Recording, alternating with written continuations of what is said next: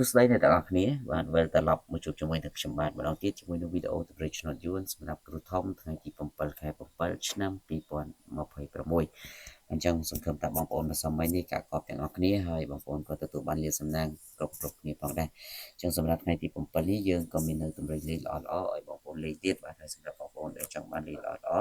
បងប្អូនសូមកុំភ្លេចជួយចុច Subscribe ចុចជាវហើយដាក់សញ្ញារូបកណ្ដឹងម្នាក់មួយបងប្អូននឹងទទួលបាននៅទម្រេចវីដេអូមុនគេជារៀងរាល់ថ្ងៃយកលេខទៅលេងដើម្បីទទួលបាននូវសំណាង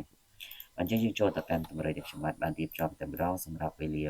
ឆ្នោតយួនថ្មីវេលាម៉ោង10កន្លះម៉ោង1កន្លះបាន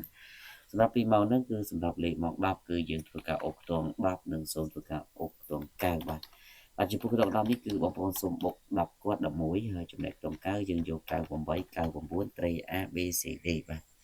សម្រាប់ម៉ោង1កន្លះវិញអ្នកនរគ្នាបាទយើងលេងបាទគឺយើងអូខ្ទង់40និងសូមធ្វើការអូខ្ទង់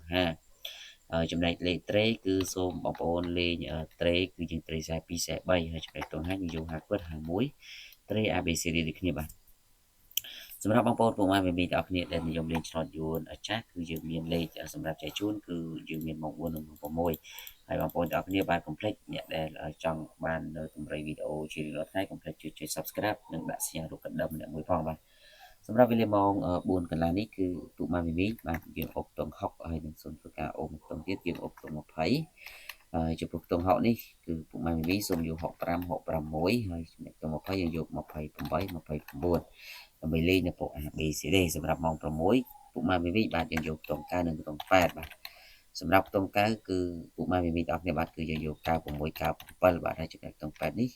ពុកម៉ែមីមីបងប្អូនសូមយក84 85យើងលេង A B C D បាទសម្រាប់ម៉ោង6កន្លះអរគុណបងប្អូនជូនពរសំណាងល្អនិងត្រូវឆ្នោតទាំងអស់គ្នាសូមគោរពលា